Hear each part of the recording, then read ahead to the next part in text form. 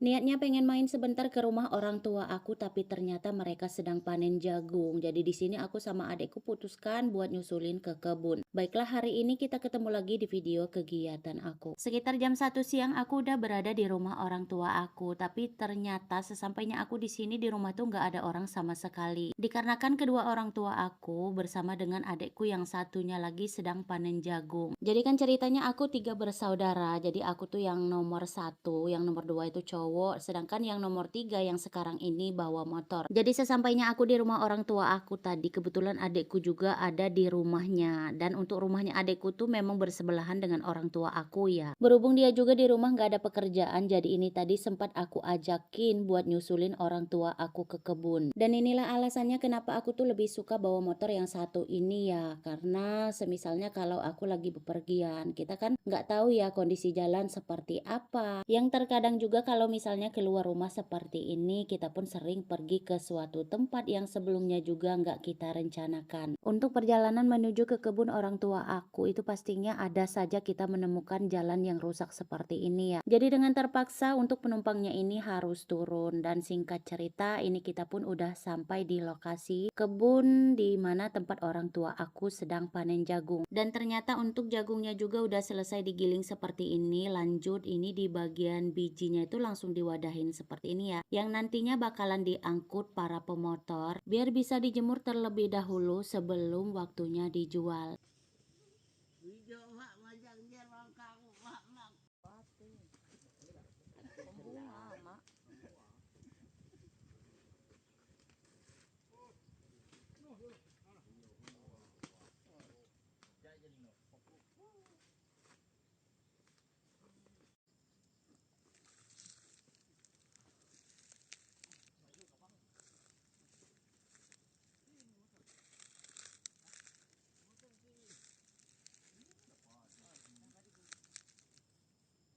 Sebenarnya bisa saja ya selesai digiling seperti ini langsung dijual, tapi untuk harganya juga selisihnya itu lumayan jauh. Dan ini nanti juga bakalan dijemur mungkin hanya sekitar 2 harian saja. Apalagi untuk cuaca di tempat kami sekarang-sekarang ini juga tuh lumayan panas ya. Dan sebenarnya ini tuh perdana adekku tanam jagung. Tapi untuk hasilnya ya alhamdulillah bahkan ini jauh lebih banyak dari yang kita perkirakan. Sedangkan untuk lahannya juga ini dia sewa sama paman aku alias adik bungsu dari bapakku.